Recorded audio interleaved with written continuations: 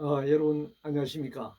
2023년 11주차 3월 13일에서 19일 사이 주간 정세 동향을 말씀드리겠습니다. 먼저 정치 분야입니다. 윤석열 대통령의 독단 정치가 계속되었습니다. 친윤, 친정체제 구축을 위한 국민의 힘 모습은 변함없이 진행되었습니다. 이재명 외에 대안이 없는 더불어민주당의 질곡도 계속되고 있습니다. 여야 정치 부재 속에 재벌 지원에는 야합하는 모습입니다. 국회의원 선거 제도는 정치개혁 차원에서 실시해야 할 것입니다. 그러나 자신들의 기득권 유지와 이해관계 속에서 서로 눈치작전을 펼치고 있습니다. 권력의 사냥개 역할을 하는 정치 검찰의 한계를 노정시키고 있습니다. 권력의 농공행상으로 자리 나눠먹는 공공기관장 임명 실태를 보고 있습니다. 5.18 학살죄에 대한 단죄 없이 문제 해결이 되지 않는다는 점이 사회 곳곳에서 드러나고 있습니다. 역시 11주차에도 한국의 정치는 후진적인 상황을 면치 못하고 있습니다. 언론은 후진 정치쇼를 국민들에게 보여주고 있습니다. 다음 경제 문제입니다. OECD가 올해 한국의 경제 성장률을 1.6%로 전망했습니다. 금융거품 파탄과 공적자금 투입, 노동자 민중 부담 증가와 빈부격차가 확대되고 있는 모습을 한국, 미국 할 것 없이 이 자본주의 세계 모든 국가가 보여주고 있습니다. 노동자와 소비자가 배제된 주주 자본주의 경영권 노름이 곳곳에서 펼쳐지고 있습니다. 무역 적자 해소 위에 수출 주도형 경제 성장 전략을 전면 수정해야 할 때입니다. 재벌 부자 감세주고 조세 부족 걱정하는 나라, 그런 정치권입니다. 재벌 대기업 해외 투자 늘리면서 제조업을 부흥시킨다라고 하는 것은 구호에 불과할 것입니다. 경영자 부정 비리로 구속되어 화재가 발생했는데도 노조 타령하고 있습니다. 한국 경제는 저성장과 분배구조의 악화, 그럼에도 불구하고 수출 주도형 재벌을 내세운 경제 성장 전략을 추구하고 있고, 이 한미 군사 동맹을 넘어 한미 경제 동맹 하에서 미국의 한국 경제 지배, 한국 재벌의 미국 현지 투자를 강요하고 있는 상황입니다. 사회 분야입니다. 미분양 늘어나도 무주택자 문제는 해결되지 않고 있습니다. 세입자 문제 해결 안 되는 사회, 또 해결할 의지도 없는 그런 정치권입니다. 코로나 빌미로 비대면 진료 요구가 늘어나고 있습니다. 그러나 이것은 가당치 않는 얘기입니다. 주치 제도를 통해서 더 많은 대면 진료를 늘려나가야 할 것입니다. 대학생 수 감소로 문 닫을 대학을 평생 교육기관으로 활용해야 합니다. 인류 역사는 이주, 이민의 역사입니다. 한국의 인구 절벽 문제, 인구 문제 해결 방안을 이민 확대해서 찾아야 할 것입니다. 저작권 보호를 위한 제도를 강화해야 합니다. 저작권을 뺏긴 작가들이 고통 속에 죽어가는 안타까운 현실이 또 발생했습니다. K-POP 인기 유지를 위해서는 새로운 콘텐츠 개발이 필요할 것입니다. 한류가 계속 콘텐츠 개발 없이 지속될 수는 없을 것입니다.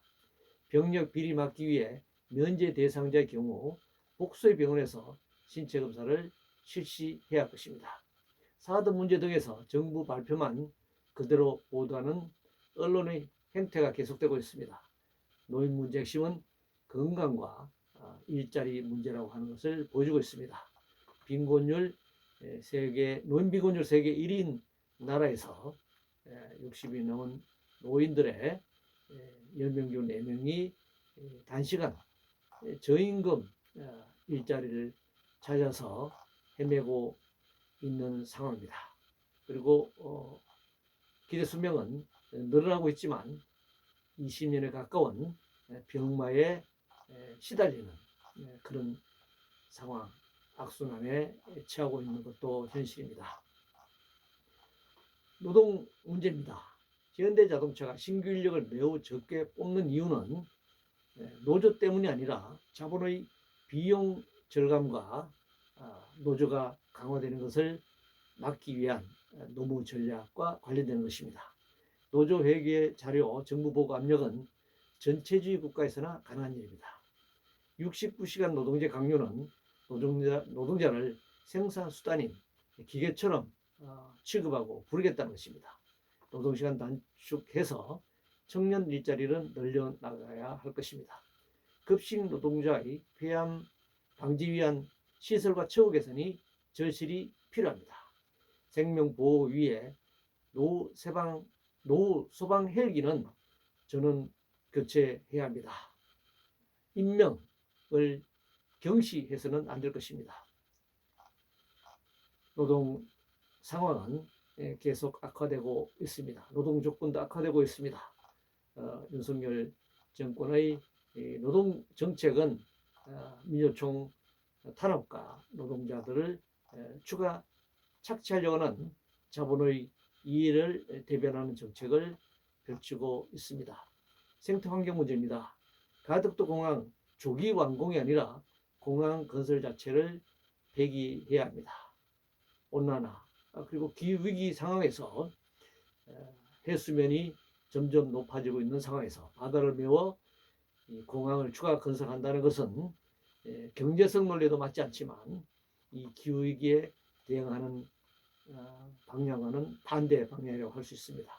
수도권에 재벌 대기업 공장을 허가하는 것은 생태적으로 불가능합니다. 수도권에 재벌 대기업 공장을 허가하게 되면 엄청난 땅값 상승으로 재벌들은 손짓고 헤엄치기 하는 꼴로 부동산 이익을 공짜로 취득하게 될 것입니다.